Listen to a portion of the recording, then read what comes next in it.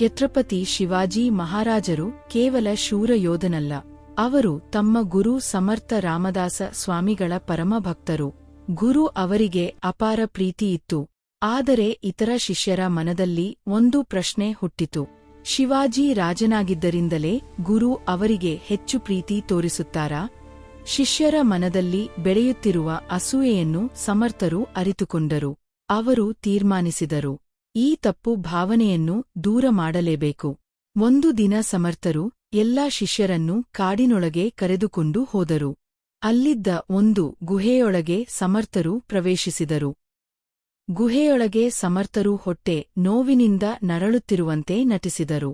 ಅಯ್ಯೋ, ನೋವೂಕ ಎಂದು ಕಿರುಚತೊಡಗಿದರು. ಶಿಷ್ಯರು ಗಾಬರಿಯಿಂದ ಕೇಳಿದರು, ಗುರುದೇವರೇ, ನಾವು ಏನು ಮಾಡಲಿ?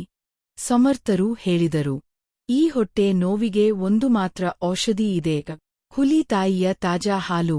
ಈ ಮಾತು ಕೇಳಿ ಶಿಷ್ಯರೆಲ್ಲ ಬೆಚ್ಚಿಬಿದ್ದರು.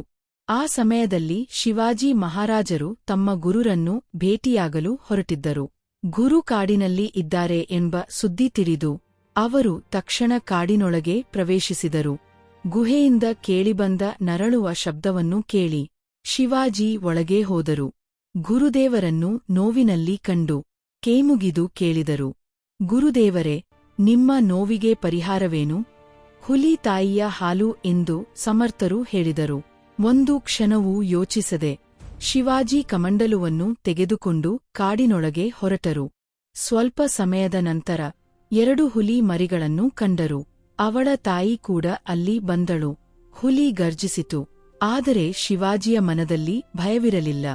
ಶಿವಾಜಿ ಕೇಮುಗಿದು ಹೇಳಿದರು, ಅಮ್ಮ, ನನ್ನ ಗುರುದೇವರ ನೋವನ್ನು ಪರಿಹರಿಸಲು ನಿಮ್ಮ ಹಾಲು ಬೇಕು. ನಾನು ನಿಮ್ಮನ್ನು ಅಥವಾ ನಿಮ್ಮ ಮರಿಗಳನ್ನು ಹಾನಿ ಮಾಡಲು ಬಂದಿಲ್ಲ. ಹಾಲು ಕೊಟ್ಟ ನಂತರ ನೀವು ಬಯಸಿದರೆ ನನ್ನನ್ನು ತಿಂದುಬಿಡಿ. ಮೂಕ ಪ್ರಾಣಿಗಳು ನಿಜವಾದ ಪ್ರೀತಿಯನ್ನು ಅರಿಯುತ್ತವೆ. ಹುಲಿ ಶಾಂತವಾಯಿತು.